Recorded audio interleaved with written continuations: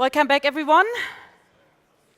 I hope you all had a pleasant lunch break and are ready now for our next speaker, a very special one. In fact, the one I have been most nervous about, and not only because he's devastatingly handsome.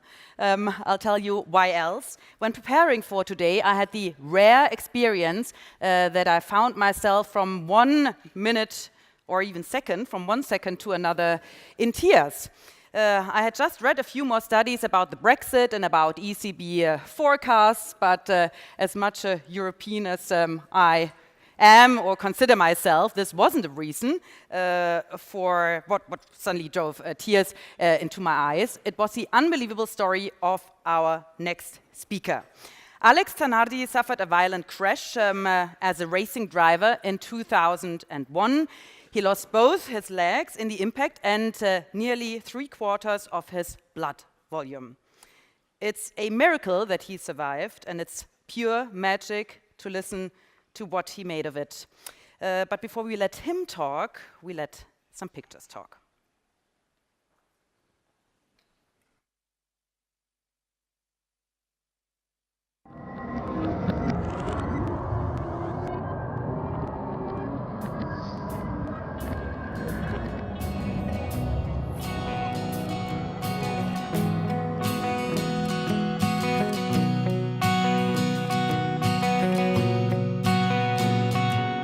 Like I'm rolling through the hardest days, my entire existence just this way.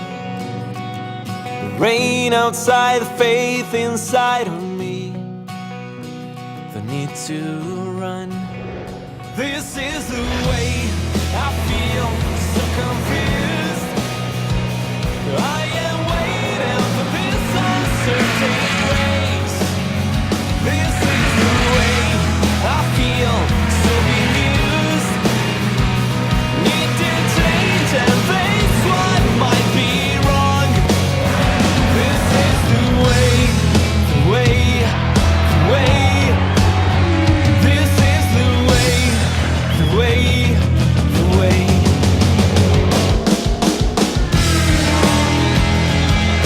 They'll talk about this path for years, as Zanardi jumped around Brian Herta to take the win on the last lap and for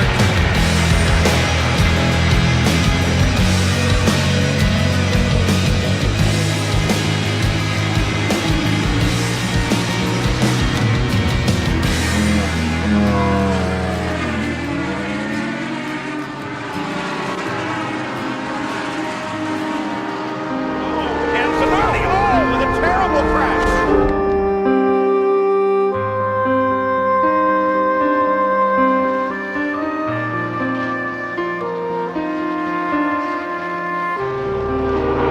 And Zanardi, with a terrible crash.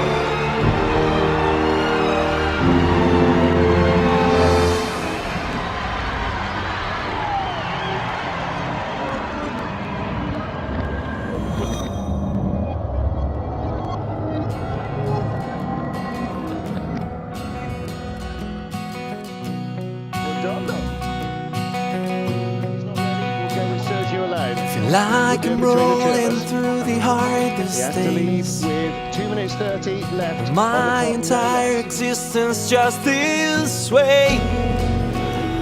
Rain outside, the faith inside of me. The need to run. This is the way I feel, so confused. I am waiting for this uncertain race. This is the way, the way, the way. This is the way, the way, the way.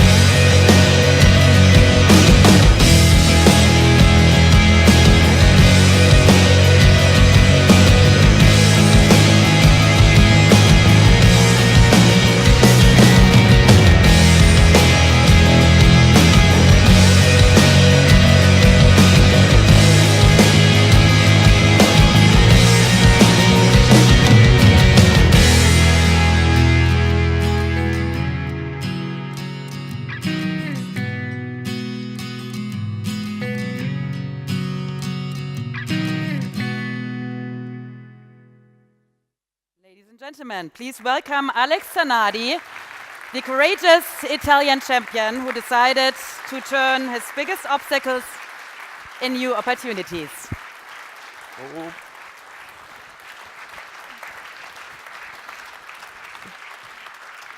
I readjusted. Good afternoon. Thank you. Thank you very much. Welcome. And thank you for saying devastatingly handsome. Well, it's a truth. I never had that before. Thank you. I hope you're right here. Well, Alex, what a life. Yes, you're right, and especially when you look at this video with this fast, I have to say, because although it lasts more than 6 to 7 minutes, it's a fast summary of all the things that I've been able to fit into my life, which is really the exceptional fact, not so much in relation to the exceptionality of the single things I was able to do through the course of my life, but much more for how many different experiences I've been able to fit into a single existence. And you know, most of all, the great sense of excitement is the fact that I still feel along the way. I'm not done yet, you know, and this is what not only keeps me alive, but makes me feel very comfortable into this life of mine. I mean, first of all, I'm surprised that you can look at the pictures of your crash. I think you could tell in the audience that some people struggled. How does it feel for yourself if you look at it? Well, first of all, I've seen it already quite a few times, so I can imagine. but even from the very beginning, I mean, I remember when I woke up in my hospital bed after I've been cheating death, really, because I mean, I didn't have an exact idea of what I went through because, of course, I slept. I was into an induced coma for 8 days. But I've actually been studied from a group of scientists belonging to NASA, whose task was basically to kind of draw a line where exactly can a man arrive before it's too much, you know. And my case was not just above, before or after this line, was into another book. And still to this day, some of them, they probably scratch their head thinking, well, either there's something missing or this guy is dead and he doesn't know. Well, I don't think it's the case. But, I mean, I survived with less than 1 liter of blood for more than 50 minutes, which is scientifically kind of impossible. But I guess, you know, it's simply something that science cannot yet explain. So people tend to call this religion. But I am sure that there are technical explanations because I'm here.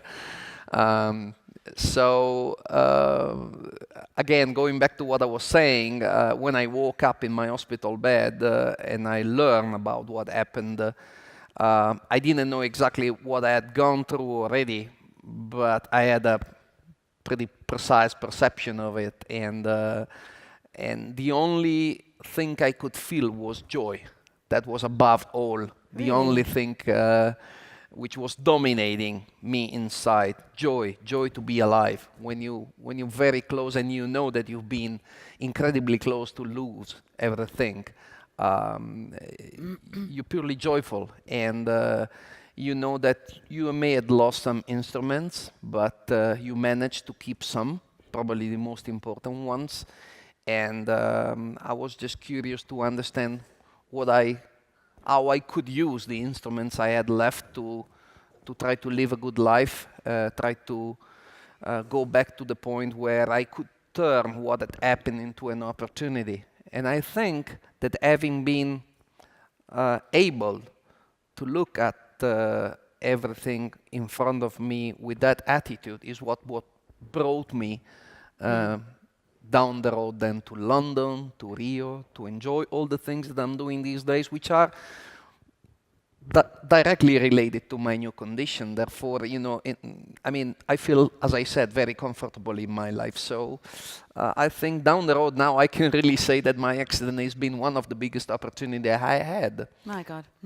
Do you remember it? Do you have any memories of the crash? Not much, I have to say. But right after the accident, going back to the first question when you said, what do you feel when you look at these images? I was just curious. I wanted to know exactly what had happened. Maybe also because I have an ego and I didn't want to admit that it was what happened was directly related to a mistake that I made. So I asked to watch the footage from the closed circuit of the circuit. This is a private footage, it's not available to public, but out of it I could see that I was kind of trying to unbuckle my seat belts, opening the visor of my helmet, so probably I was more or less conscious. Wow. And I must have looked down and say, ooh, it's going to be hard to fix this one this time. But then again, as I said, right after that, the loss of blood was basically the biggest problem. And thanks God, I bumped into a group of doctors who really made a difference. A lot of people think of a miracle. I was into a coma for 8 days, as I said. I didn't see any tunnel, any light at the end of it, and nobody calling me at the end of it. But I'm pleased that I was able to wake up, and I think this is mainly due to the fact that in the misfortune event, I was able to end up in the best possible hands of the best professionals I could bump into. Did you meet them later on in life, yeah. the doctors who were first at In fact, Professor Walter Schafarzig is kind of a second dad for me. I feel very German. Although I don't speak the language, I only have German blood in my veins because I was pretty empty when I hit the hospital in Germany. So, as a matter of fact, I always hated beers. And now you like it. And now I love it. So it must have to do with the German blood I got in my veins. And German food all of a sudden. Well. What do the doctors, do when you said that one of them is like your second dad, they must have horrific memories as well from that day. Well, yeah, probably not the best ones. But I gotta tell you, I've been helped actually by 2 different teams. The second one in Berlin at the Ulf Krankenhaus Hospital is the one who really made the difference. The first surgery lasted almost an hour and a half, in which, of course, they had to do the first initial hard work. What did I say? An hour and a half? No, I meant 7.5 hours. So quite a little bit longer.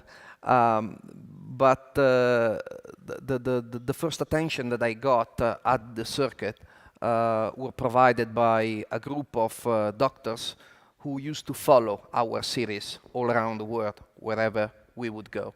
And Dr. Steve Olvey, who is the one who was in charge of directing that fantastic group of people, he's the one also who arrived and slid on what he thought initially was just engine oil.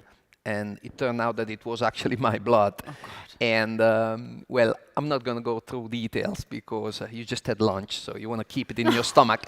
But nevertheless, it was hard for them. And 1 year after that, I went to visit them in a race in Canada, in Toronto. And I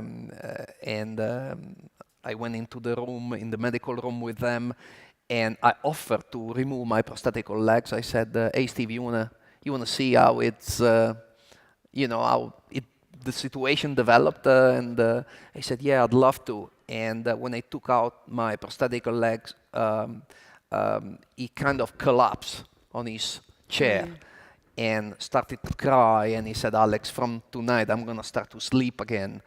So at that point, I really understood what it meant for them, to exercise the professionality in spite of the fact that they were rescuing a deep friend, as I was for them.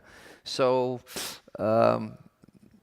it was a pretty touching moment for me, but I want to believe that every time I do something, every time I leave a personal satisfaction as great as winning the gold medal at the Olympic Games, it kind of rewards them as well. Because in all the things that I've done in my life, I never felt like, I was lucky enough to be the bastard who goes and cash all the applause at the end of a race, but I never felt like a lonely man in a mission. I've always been part of a team. And even in these days, I wouldn't been, normally you say I would be nothing. I wouldn't be alive without a great team behind me, So this is the way I look at it, and for sure I owe them a great deal of gratitude.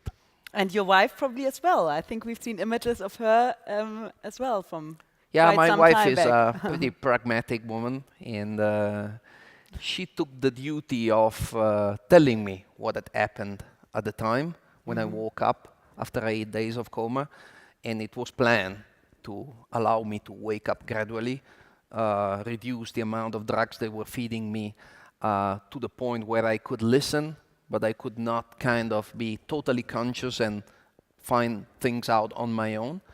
And she kind of whispered to my ear what had happened. And again, going back to what I was saying before, I mean, I knew that I really cheated life by this much, and I was just happy. And I just told her, for one time in my life, I was able to be synthetical. I just told her, honey, we'll be all right, don't worry. Now just let me sleep because I'm tired. But I was indeed really, really happy. And I really believe I am no one to teach anyone any lesson. But in my experience, what I can tell you is that I've learned that for whatever happens in life, it's like a box. You never have only good or only bad stuff into it. If you're curious to search deep enough, you will find that little good that can be used like the leaning point to start on it again. And again, as I said, I am someone who lived through the course of his life the privilege in turning his passions into a profession. But even when you cannot activate the mechanism in that order, and you have to turn what you have to do into something passional, you do have a way. And I kind of taught that myself in those difficult circumstances, and my leaning point was basically the common points between the mechanism of a prosthetical knee joint and the suspension of a race car. And starting with that, I kind of got attracted from other aspects, other technical aspects of what I was about to do. And then I had some questions for the orthopedic technicians, and then I got some more questions for the physiotherapist, who had happened to be, from that point onwards, my new team. And we did form a team around my task, and we actually had a lot of fun together. You know, I have very sweet memories of that year of my rehabilitation, which led me to what I am enjoying these days. But again, all I am enjoying these days would have not been possible if this, to go to the Olympic or to drive again a race car, would be all I could think about all the time. That was not my stuff. My problems were different. So to organize a list of priority and to focus on what was most important in order to, you know, align, think in the right order was the key word for me to successfully go through the rehabilitation and then be able finally to become again a good husband for my wife, a good father for my son, and possibly a good sportsman, at least good enough to enjoy everyone and then a Sunday afternoon of glory. So you basically created your new legs like a Formula One racing car. Sort of, you know, I mean,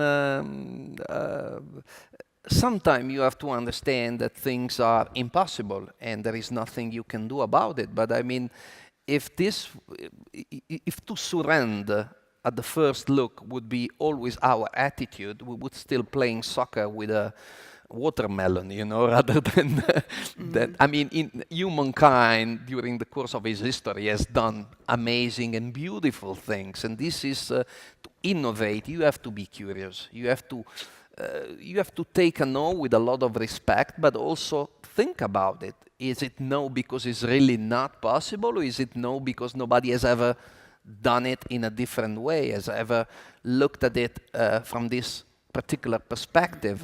And I call that curiosity. Curiosity is what induces you to turn your head and to try to still experience from other people, to try to learn. As humans, we are pretty used to follow our habits, right? And we are capable of sometimes coming up with solutions which are much brighter than the application that drove us to think about that particular solution. It's like, for instance, you invent the glasses and then your son comes, sticks the glasses on the top of his nose and say, "Wow, Mom, I look much, much better with it." I mean, this is how you can not only improve your life, but is the way normally you can move forward and turn things which are difficult into realistic objectives, which you can realize. But as humans, we usually try to avoid situations that hurt us. You, on the other hand, climbed back into a racing car, I think only about a year after your crash, which is because so very hard to imagine. Well, first of all, let me tell you that every one of us is different. Something which doesn't stop me may stop you, or something which wouldn't stop you would probably kill my ambitions of trying to do something. But when you love something so deeply as I do, as I feel for motorsports, for sportive activities like the ones I have been involved with, why not? Why not? I mean, it's not that the fact that I had an accident doesn't make me more vulnerable than I used to be. Actually, I'm less vulnerable because if I break one of my leg, I only need a 4mm screw and I fix it immediately, whether for you guys would be a little bit more complicated. So I understand the question completely. But on the other hand, if you think about it, when you drive in the fog on the highway, typing numbers on your cell phone, paying not sufficient attention on what you do, you take risks that are by far greater than the ones I take when I drive in a racing machine at speed that you call crazy. In reality, I mean, what happened to me seemed to kind of fight against my theory, and I understand that, I give this to you. But I don't think I went searching for troubles, using the privilege of becoming a Formula One driver or a professional driver. And bad luck sometimes hits you, and it was simply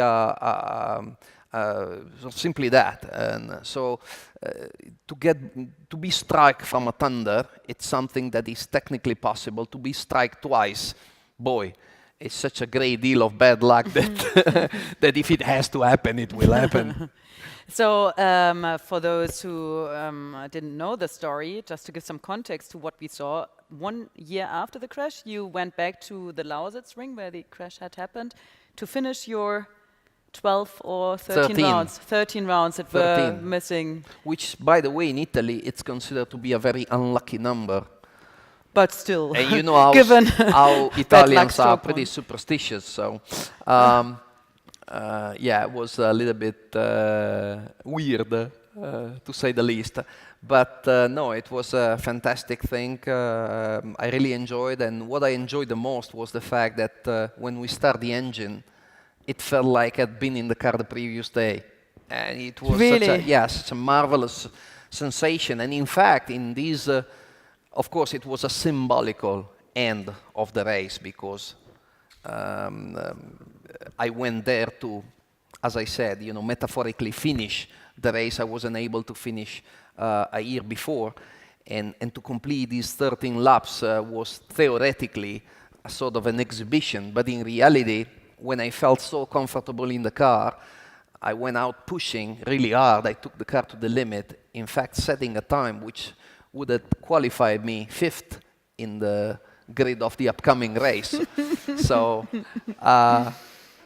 it was pretty cool. And right after that, I got the interest of BMW in organizing another test with the touring car you probably saw spotted in the video.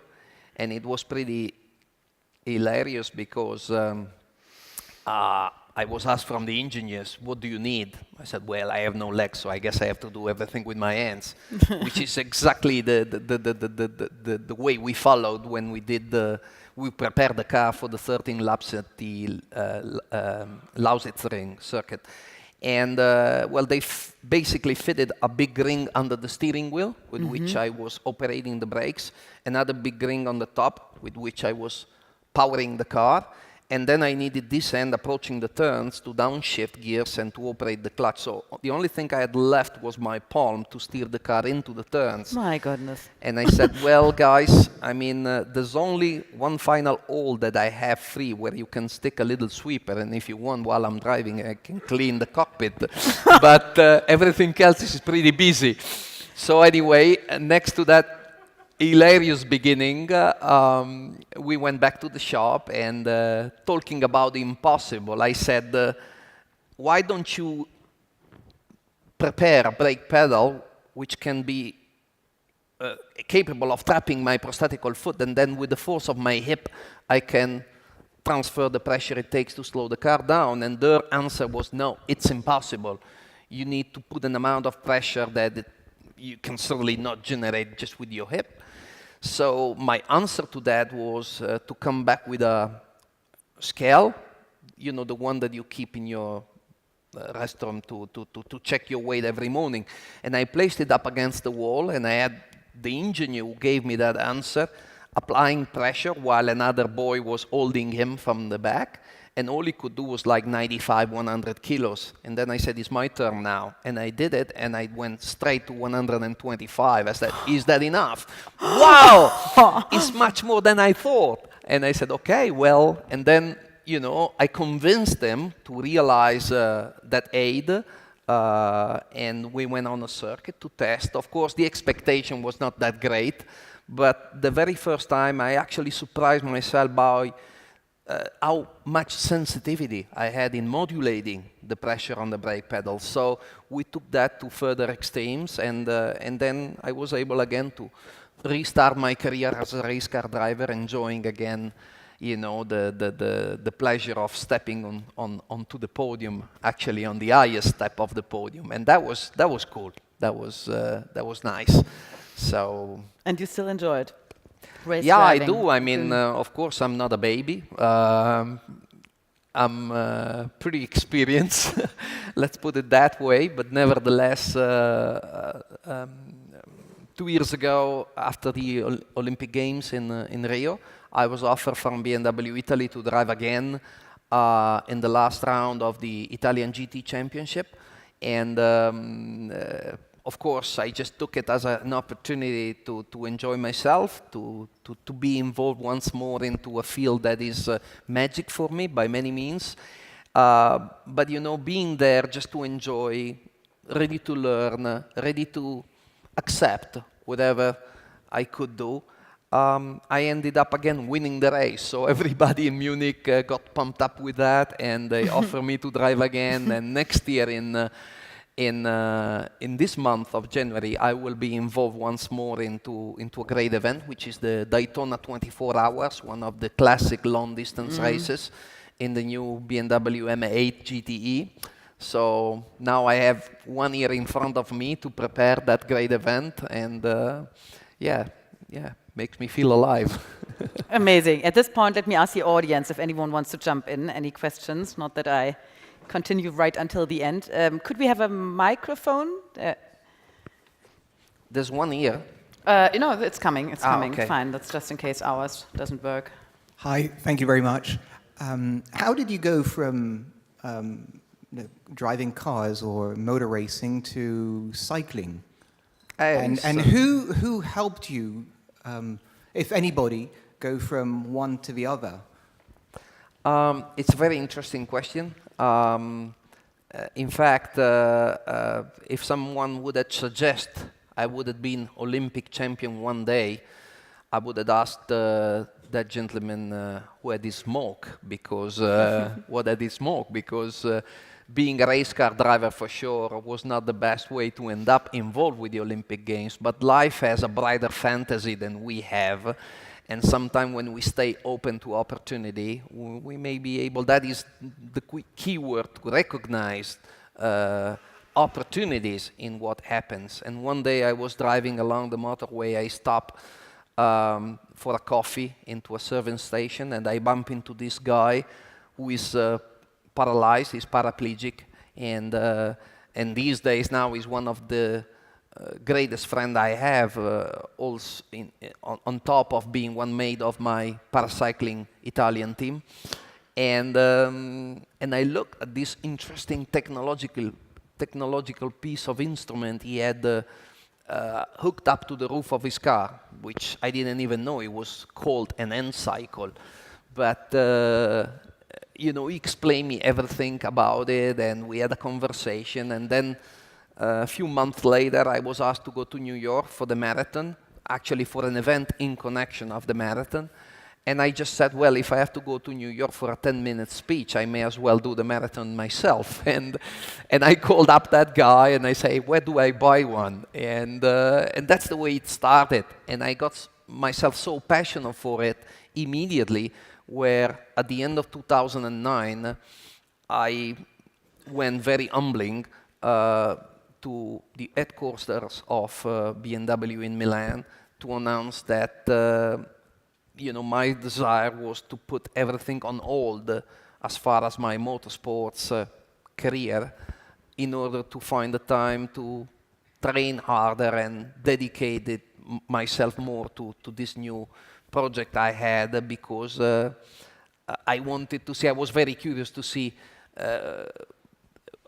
how high I could take the level of my game. And I'm not sure I got well understood at the time because, I mean, it really looked like I was going to do something minor in comparison to what I was involved with up to that point, because I was a professional race car driver. I was getting paid to exercise my profession.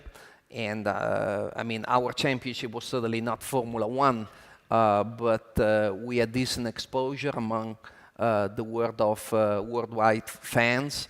But I guess in life, what it is very, very important, especially when you have this option, is to really chase your passion, because passion is the most powerful thing of all. I believe ambition is also important. Ambition, using a cycling metaphorical way of putting things, may be the boost, which when you are in front of the line, almost about to cross it, with one of your toughest opponent next to you, well, ambition may lead you to find that centimeter that is sufficient to beat this guy. But the only thing which can take you up in front of that line from far back and drive you through all this long distance is passion. To me, when somebody asks me, Alex, why do you climb this hill? Because it's there. There's no other reason needed, really. And passion, in my view, is equal to perseverance. I cannot talk about sacrifice, dedication, commitment into what I do. I didn't jump on my bicycle to try to win a gold medal. I won a gold medal because I wanted to ride my bicycle, and it's not a small difference. To me, it's a big, big one. Again, to complete what I'm saying, because you may say, come on, Alex, it's easy for you because you're talking about Olympic Games, driving beautiful cars. Every one of us in the room would be able to develop a passion for that. But I think we have to be able also to search for these passional aspects that are possible to be found in the things that we have to do.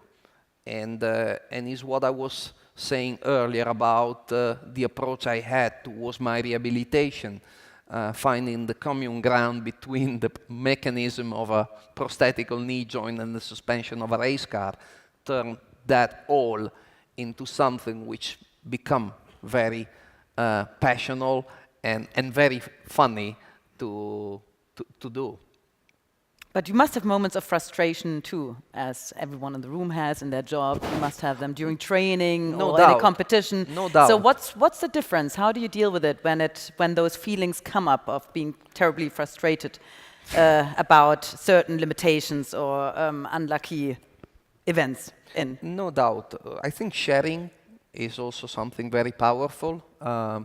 Sharing is a multiplier of joy, and it's also capable of reducing, if not neutralizing, pain whenever we bump into it.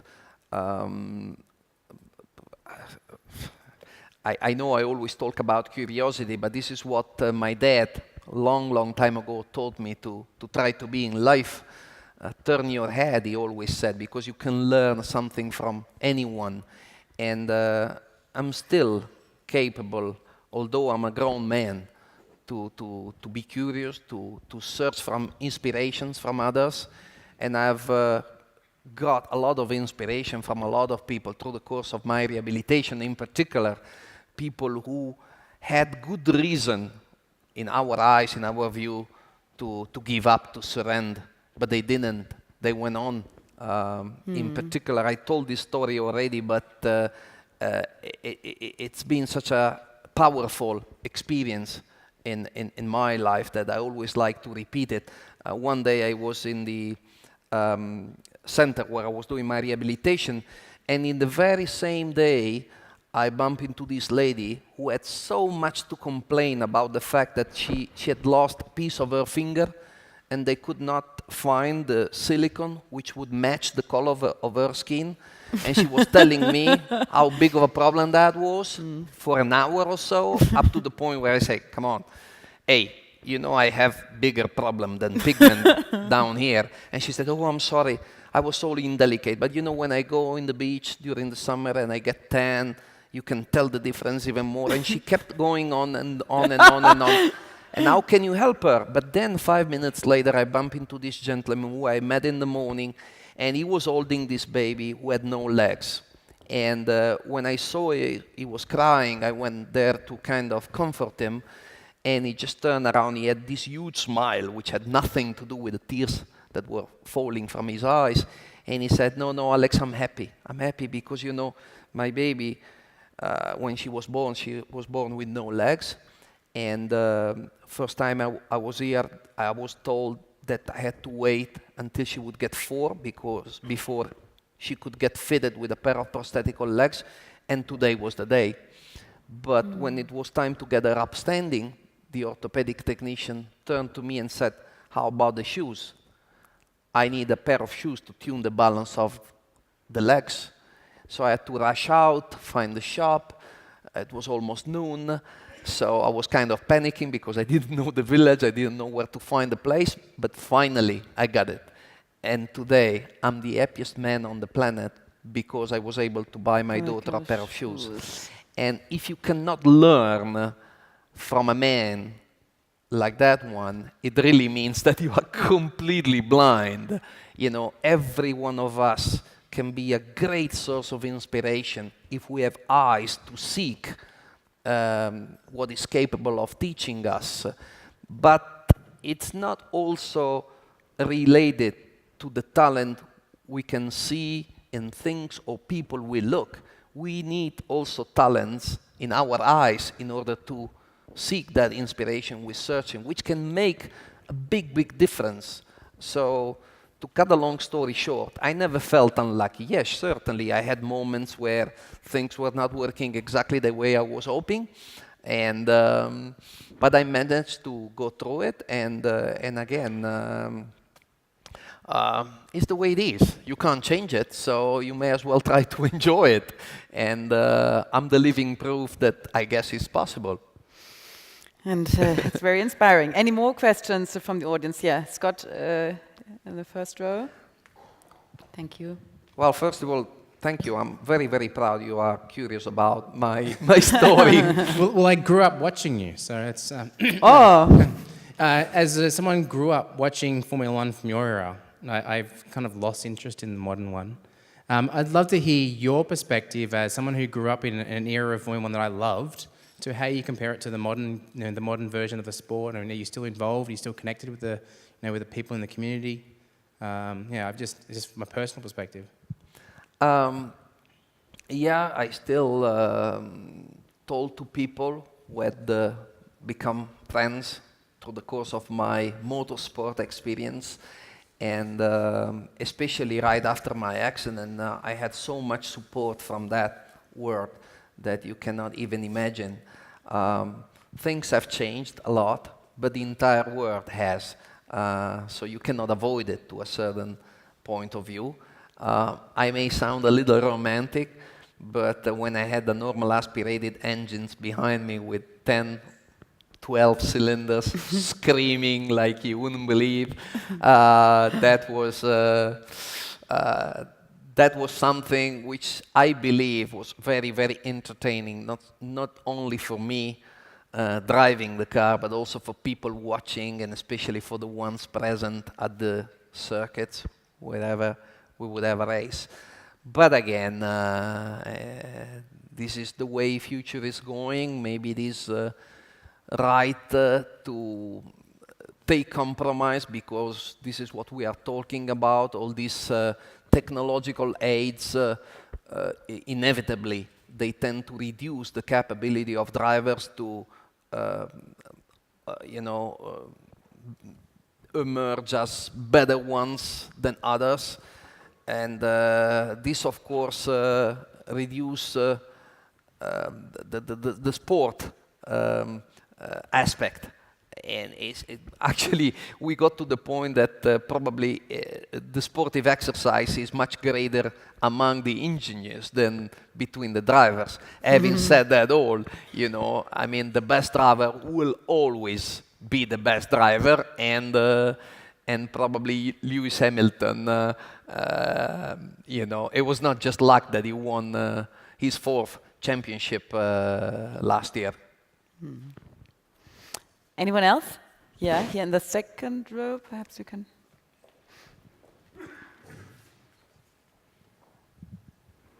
How was your meeting with the driver which made the drive into you? Did you have an encounter? Alessandro Tagliani. Maybe you don't want to talk about it, but it would be quite interesting. It's quite ironical because we share the same name, Alessandro.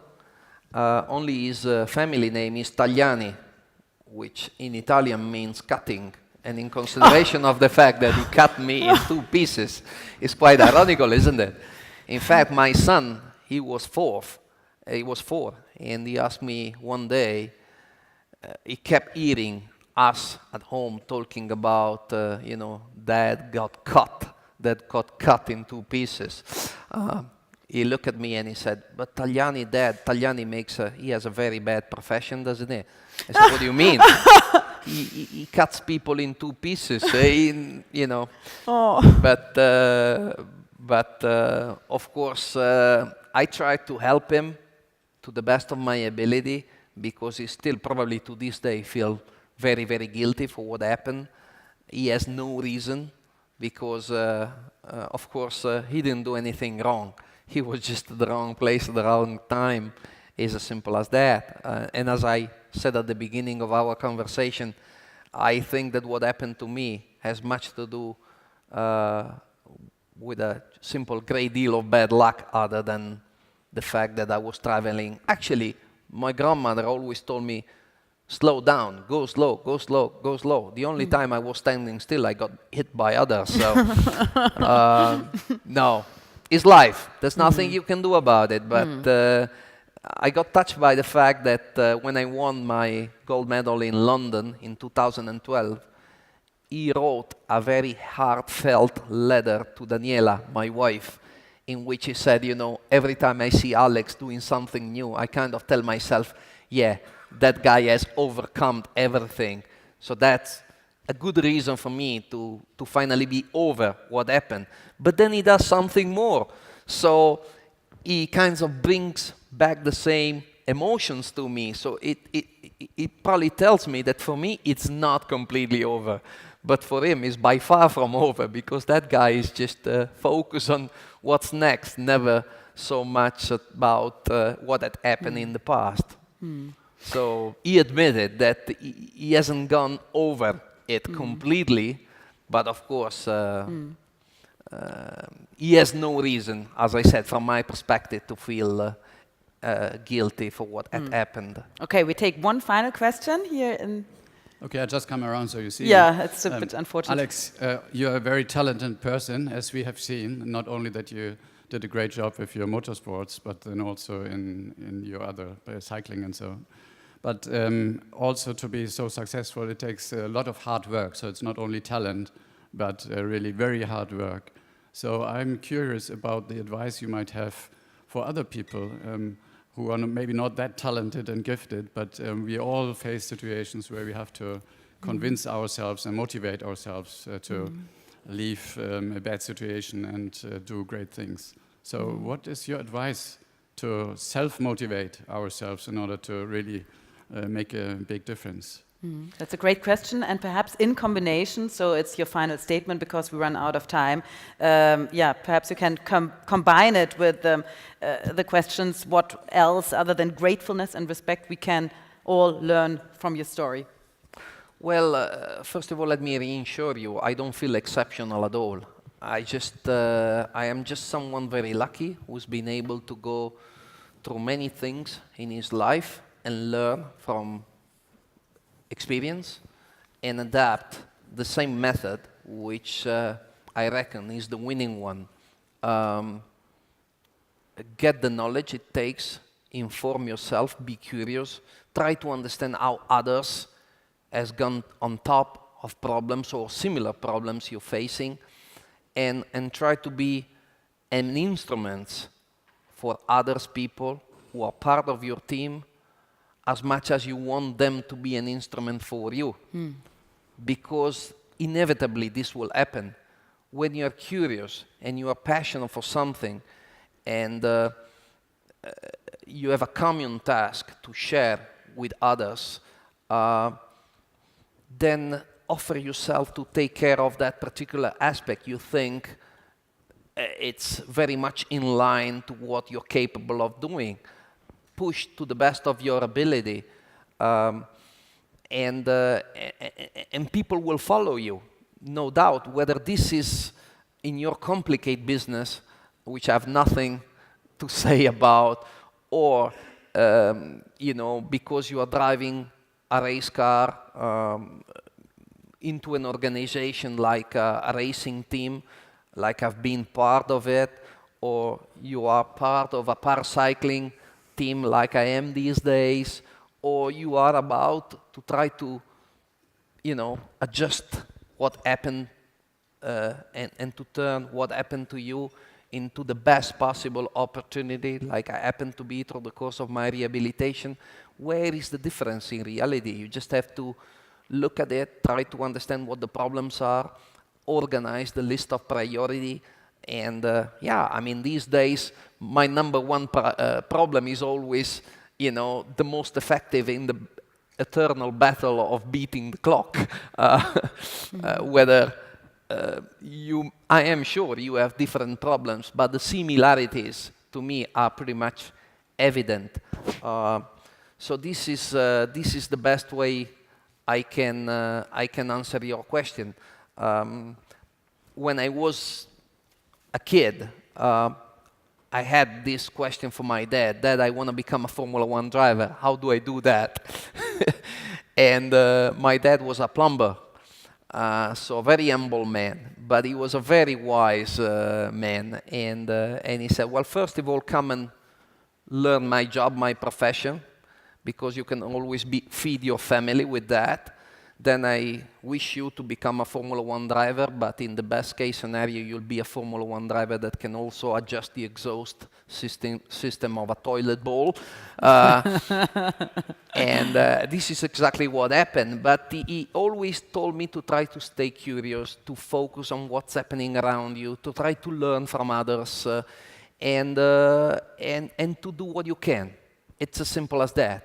Do for every given day what you can, which may be a small thing, but that will give you a new starting point for the following day. And day after day after day, you may turn a big dream like becoming a Formula One driver into a realistic objective that you can reach with a final effort. But if the only thing driving you is, I want to be a Formula One driver, that will not happen from the evening to the following morning. So how can you get to that day without getting tired? Because, if doing everything it takes to reach that fortunate situation, it's something that you can only call sacrifice, dedication, well, you have probably chosen the wrong task, the wrong horizon. So to set the right horizon for you is the most important thing. And then just do every day what you can, as simple as that, in consideration of all our strengths and all the weakness we have. But I can guarantee you that we are all very, very, very special in many different things. It's just a question of finding what you really want to do in your life and develop the talent you have into something which will lead you to be successful in that particular activity. This is the way it worked for me. So with maximum sincerity, I wish you all to do what you aim and to do it successfully. Alex Zanardi, 2 words. Mille grazie. It's my pleasure. Thank you. Thank you so much.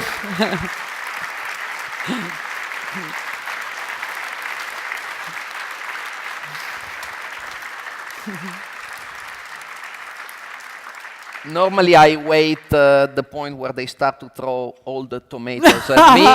Never happens. You were such a nice audience today that I really take the opportunity to thank you once more for your attention. We thank you. It's been an thank you. honor. Thank you so much. Thank Alex Zanardi, once again.